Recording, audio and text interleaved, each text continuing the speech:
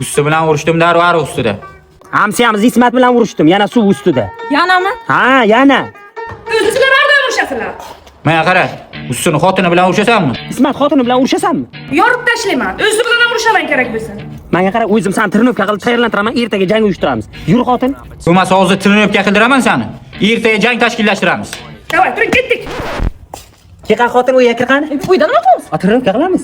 Uydan. Ha, hardan. Kirqani, kir o'rgataman o'zim.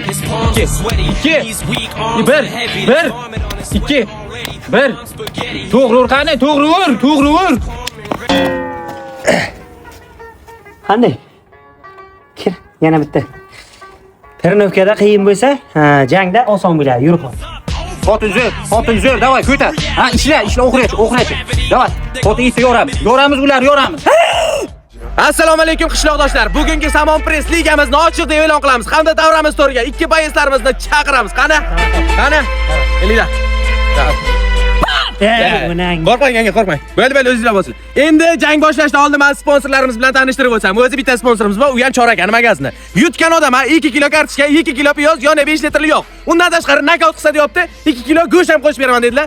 To'g'rimi, nima deysizlar shunga? Ma'qulmisizlar? Davaymi? Davay. Bo'lmasa jangni ochiq e'lon qilamiz. Qani? Boyeslarimiz hamma tayyormi? Siz tayyormi? Biz tayyor. Ha. Siz tayyormi? Ha, tayyormiz, ha xotin. Boyeslarimizni jang maydoniga chorlaymiz. Qani kelinglar. Birinchi raund. Voy! Ha.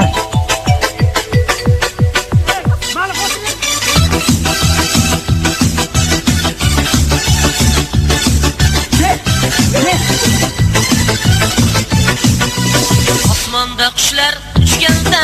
Voy, to'xtang. Sochidan tortish yo'q, to'xtang. Birinchi raund tugat bo'ldi. Voy! Xotin yaxshimisan? Nima sochidan tortding? Yig'lasin-da sochini. To'lkalari o'xshaydi. Emotsiyada bo'ladi. Normalmi xotin emas? Menga qara. Qo'rqmadan cho'kib ketyapti. Men suv ichasan. Oy, dadasi ko'zim achib ketdi. Yo'q, no'sin bor-ku, o'zi. Press liga jangining kulminatsion nuqtasi. Ikkinchi raund. Fight! Davay xotin! Muhabbat yig'lama, yoningda o'zim bo'laman. Yig'lama muhabbat, yig'lama. Birinchi o'rin sohibasi ustini xotin. Xo'sh, Ismat aka, xotiningiz boshida zo'r urushib o'tirgan sochidan tortib, nimaga mag'lub bo'ldi? Xotin nimaga mag'lub bo'lding? Aldadiman ustining xotini. Nima deyapti? Stoykada urushaman deganda.